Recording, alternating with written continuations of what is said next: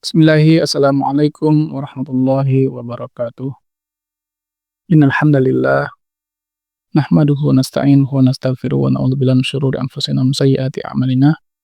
May yahdihillahu fala mudilla lahu wa man yudlil fala hadiya lahu. Asyhadu an la ilaha illallah wa asyhadu anna Muhammadan abduhu wa rasuluhu la nabiyya wa la rasula ba'dah. Ya ayyuhalladzina amanu taqullaha haqqa tuqatih wa la tamutunna illa wa antum muslimun.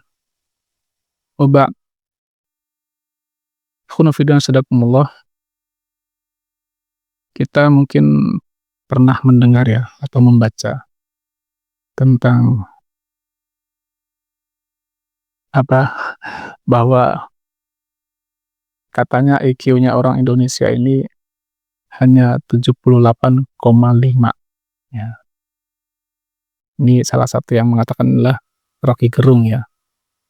Dan memang ternyata ini pernah diteliti ya oleh lembaga The Intelligence of Nation.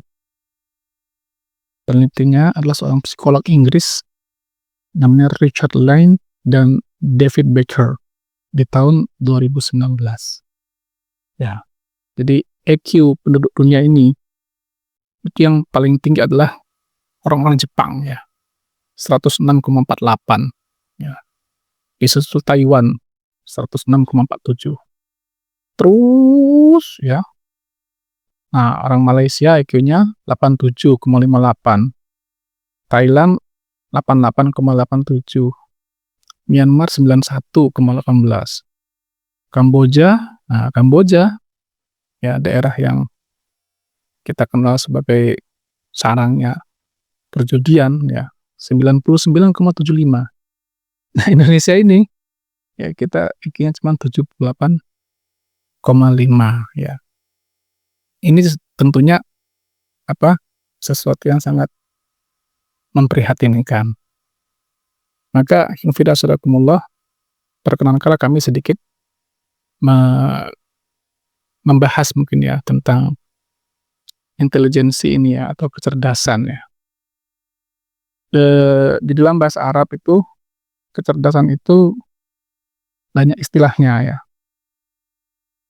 Ada istilahnya al-fatanah, ada istilahnya al-ilmu, al-dzaka, al-kais, al-hadzak ya. Tapi masing-masing itu walaupun maknanya kecerdasan, tapi ternyata ada sedikit perbedaan ya. Di dalam kitab Al-Furuq Al-Lughawiyah karangan Abi Hilal Al-Askari rahimahullah, seorang ulama abad 4 Hijriah. Beliau itu mengatakan ya, fatonah itu ya, kita mungkin sering kan mendengar istilah fatonah, salah satu sifat seorang rasul ya, cerdas ya. Maknanya adalah at-tanabbuh alal makna. Orang yang sangat teliti ya. Orang yang sangat tajam perhatian terhadap sebuah makna ya. Lawan katanya adalah al-ghaflah, yaitu lalai. Ya. Beliau katakan, kullu fitnatin ilmun, wa laysa kullu ilmin fitnatun. Setiap fatonah itu atau fitnah ya, pakai ta ya, itu adalah ilmu. Tapi tidak setiap ilmu itu adalah fatonah atau fitnah. Ya. Jadi orang yang berilmu itu belum tentu dia orang yang teliti sekali, tajam ya. Tapi fitnah itu adalah bagian daripada ilmu. Ya. Ada juga istilah namanya az-zaka. Zaka juga artinya kecerdasan. Tapi beliau katakan zaka itu tamamul fitnah. Kesempurnaan fitnah atau fitnah tadi. Dia orang yang sangat sempurna ya. Penelitiannya ya. Tajam kajiannya. Itu artinya orang yang memiliki zaka. Pakai za, kecerdasan. Kalau pakai zai, zakiyun artinya suci. Kalau pakai za artinya ya, cerdas. Ada juga istilah namanya kais. Mungkin kita pernah dengar atau baca buku tentang seorang mukmin yang kais, yang cerdas. Kata beliau, al-kaisu itu adalah sur'atul harakah fil umur. Orang yang cepat bersikap, ya, cepat cepat mengambil tindakan dalam segala perkara. Makanya di hadis itu kan dikatakan orang mukmin yang kais itu, yang cerdas itu adalah orang yang ya amila lima ba'dal maut, yang berbuat menyiapkan bekal untuk kematian. Jadi dia mikirnya panjang gitu loh. Orang lain masih lalai, masih terlena, dia sudah sadar. Kalau kita lihat anak muda, Pak, yang menghabiskan masa mudanya dengan belajar, dengan mengkaji ilmu, berdakwah, beribadah, ya nggak terpengaruh dengan teman-temannya, itu namanya orang yang kais. Ya. Ada lagi namanya hazak. Hazak itu juga cerdas, ya. Tapi beliau katakan adalah hiddatul qata'i, yaitu orang yang tajam, ya, analisanya gitu loh. Orang yang tajam dalam melihat sesuatu. Nah, ini semua istilah-istilah dalam bahasa Arab tentang intelijensi atau kecerdasan tadi, yang maknanya itu memang sedikit berbeda-beda. Nah, di masyarakat kita ini, ya, itu kenapa sampai tadi dikatakan EQ-nya sampai cuman 78, ya, 0,5. Ya, saya rasa wajar saja, ya. Karena pendidikan di kita ini kan sangat rendah, ya. Rata-rata ya cuma lulusan SMP, tidak sedikit yang lulusan SD itu. Ya kan, orang yang sempat kuliah itu hanya berapa persen lah paling, ya kan. Itu pun, nah, kalau kita mau jujur melihat perkuliahan kita, sungguh memprihatinkan, ya kan. Kuliah cuma sekedar datang, atau kadang malah nggak kuliah. Nanti kalau buat skripsi, sudah biasalah ada jokinya gitu kan. Ada yang buatin, yang penting dia punya duit. Ya, kayak gini ini udah istilah orang itu tahu sama tahu lah gitu loh. Ya, makanya kemampuan intelijensi orang Indonesia ini nggak bagus-bagus amat, jauh ya. Nah, ada seorang penulis yang mengatakan bahwa orang yang cerdas itu, ya, memiliki paling tidak sedikitnya 6 kebiasaan tuh. 1, biasanya orang yang punya rasa ingin tahu yang tinggi. Nah, ini orang cerdas nih, ya. Pembuktiannya apa dengan rasa ingin tahu yang tinggi? Pembuktiannya adalah, dia nggak pernah berhenti belajar. Dia nggak pernah berhenti baca buku. Dia nggak pernah berhenti bertanya gitu. Karena dia punya banyak pertanyaan di kepala dia. Ya kan? Punya banyak pertanyaan di kepala dia. Tuh. Yang kedua, orangnya mudah adaptasi. Nah, ini biasanya ciri-ciri orang yang cerdas, ya, mudah beradaptasi. Mau dimanapun, dia cepat adaptasinya. Mau dengan siapapun, dia cepat adaptasinya. Orang yang cerdas itu berbicara dengan diri sendiri. Dia memotivasi dirinya sendiri. Ya. Ketika orang lain mungkin akan menjatuhkan dia bilang sama dirinya, ayo, kamu bisa. Ya, saya pasti bisa. Saya tidak seperti yang orang lain katakan. Orang cerdas itu biasanya orang yang suka membaca. Nah, dan biasanya dia nggak pilih-pilih bacaan. Nah, semuanya itu menjadi literasi dia. Ya kan? Orang cerdas itu biasanya berpikir terbuka. Ya. Dia bukan orang yang jumut, bukan orang yang sempit pikirannya. Ya kan? Dia orang yang bisa mendobrak sesuatu yang kadang-kadang mungkin sudah dianggap umum, tapi nanti dulu. Jangan-jangan itu keliru. Nah, orang cerdas itu juga biasanya, yang terakhir, punya kebiasaan suka menyendiri. Kenapa? Karena dia lebih asik dengan dunia kesendiriannya.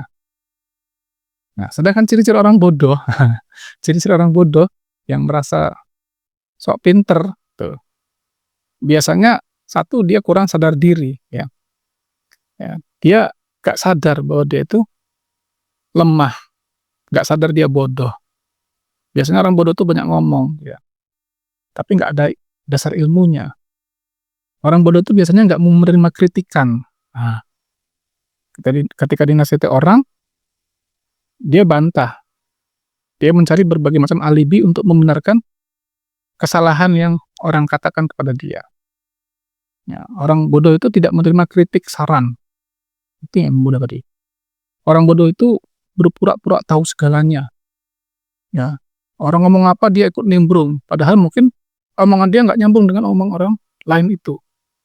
Ya, sok tahu segalanya, padahal dia nggak tahu apa-apa. Kayaknya sih setahu aku itu. Dia nggak bisa diem orang bodoh itu biasanya. 4 orang bodoh itu yang suka menggunakan kata jangan ya. Nah, untuk menyembunyikan ketidaktahuannya, ya kan? Kalau dia nggak tahu, ya udah pokoknya nggak usah lah gitu. Ya, padahal dia nggak ngerti, dia ngelarang itu kenapa gitu loh. Yang kelima, orang bodoh itu ya orang yang kurang mampu belajar dari kesalahan-kesalahan terdahulunya, ya kan? Dia nggak ngambil pelajaran dari kesalahan-kesalahan terdahulu. Nah, gimana sih Pak supaya kita itu bisa mengupgrade ya kecerdasan kita? Kita sudah bicara banyak kan tentang otak ya yang Allah beri kepada kita, kan intinya kan otak itu sebenarnya mengagumkan. Cuman ya orang kan ngasanya beda-beda. Ada orang bijak yang mengatakan ya kalau kamu ingin pintar itu, satu, belajarlah. Jadi ya kita harus haus ilmu. Ya nggak ada istilah berhenti belajar ya. Orang yang kuliah itu belum tentu belajar loh. Dan orang yang nggak kuliah bisa jadi dia malah belajar, gitu kan? Dia harus haus ilmu, haus buku. Ya, senang dengan orang-orang berilmu, mepet dengan orang berilmu. Yang kedua katanya, kalau ingin lebih pinter, nah harus banyak baca buku, ya kan? Dia akan menjadi orang yang kaya dengan literasi, ya. Dia menjadi orang yang luas pengetahuannya. Kemudian katanya lagi, kalau ingin lebih pinter lagi, nah coba belajar nulis ya. Belajar nulis untuk menuangkan isi kepala kita dari apa yang pernah kita dengar, apa yang pernah kita baca gitu ya. Ibnu Jauzi itu di dalam buku beliau yang sangat fenomenal yaitu Saidul Khatir, ya, memburu bisikan hatinya, memburu bisikan hati. Ini terjemahannya banyak sekali ya, mungkin ada sekitar 5 versi. Di bab pertama itu kan beliau katakan ya, banyak sekali hal yang terbetik dalam hatiku. Ya, sesuatu yang aku lihat, sesuatu yang pernah aku baca, sayangnya tidak terekam dengan baik sehingga hilang begitu saja. Makanya akhirnya aku mulai membiasakan untuk menulis ya, membawa kertas, membawa pulpen. Agar apa yang pernah aku baca, apa yang pernah aku dengar, apa yang pernah aku lihat itu semua terekam, ya, terdokumentasi dengan baik. Luar biasa itu buku Saidul Khatir itu. Ada orang Mesir itu yang mengkhatamkan Saidul Khatir itu 7 kali. Saking bagusnya buku Saidul Khatir ini. Nah, kalau pengen lebih pinter lagi, nah, setelah belajar nulis, maka belajarlah berbicara. Belajarlah berbicara. Beranikanlah diri kita untuk berbicara di depan orang. Untuk menyampaikan isi pikiran kita, ide-ide kita. Itu insya Allah akan membuat kita bisa terupgrade kecerdasan kita. Kalau vitamin ada nggak Ustadz yang membuat kita cerdas? Banyak sebenarnya. Ya, kalau orang yang rajin makan buah-buahan pasti dia cerdas. Orang rajin makan ikan dia pasti cerdas. Ya.